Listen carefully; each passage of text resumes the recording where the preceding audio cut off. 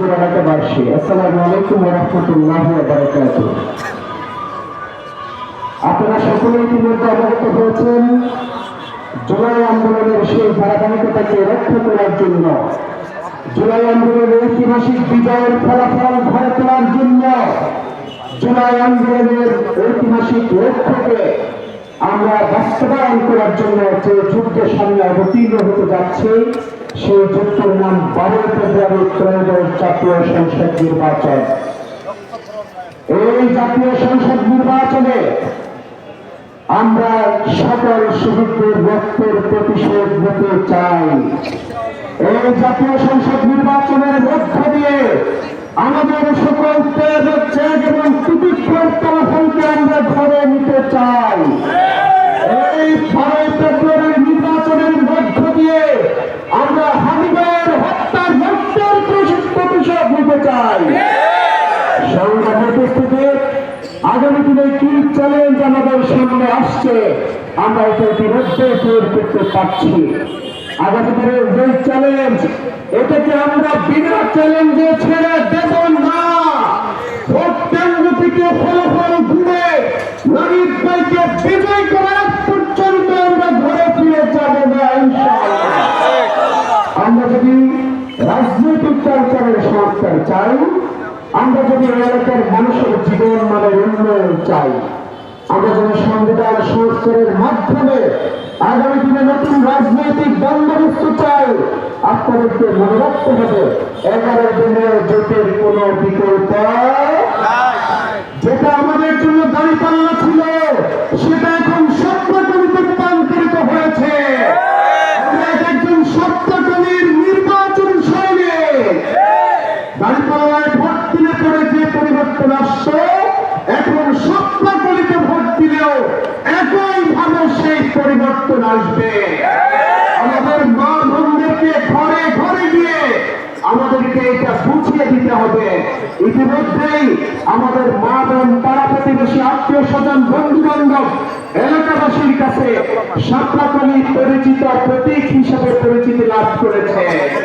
এলাকায় সাতলাকলি বিজয়ের প্রতীক হিসেবে পরিচিতি লাভ করেছে। এলাকায় সাতলাকলি চাঁদাবাজ ধান্দাবাজদের বিরুদ্ধের প্রতীক হিসেবে পরিচিতি লাভ করেছে। সুতরাং আগামী দিনে সাতলাকলিকে বিজয়ী করার জন্য আমাদের সকল ব্যবস্থা গ্রহণ এখন থেকেই করতে হবে। ভোটাররা আমাদেরকে ভোট দিতে প্রস্তুত, আমরা কি এই ভোট রক্ষার জন্য প্রস্তুত আছি? আমরা কি ভোটের ফলাফল ধরে নেওয়ার জন্য প্রস্তুত আছি?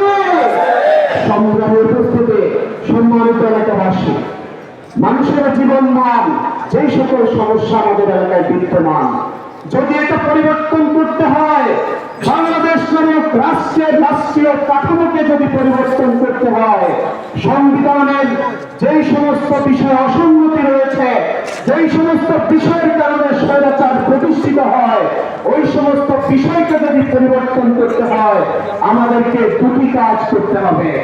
একটি হচ্ছে 11 দলীয় জোটের যেখানে যে প্রতীকের প্রাপ্তি হয়েছে, আমাদেরকে সে প্রতীককে বিজয়ী করতে হবে। সে অনুযায়ী ঢাকা 11 আসনের মার্কা কি?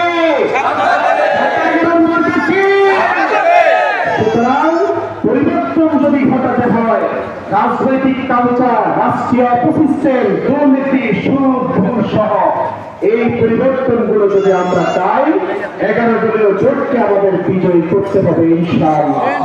আমরা যদি জীবন মানের উন্নতি ঘটাতে চাই, সৎ এবং যোগ্য প্রার্থীদেরকে আমরা নির্বাচিত করতে হবে ইনশাআল্লাহ।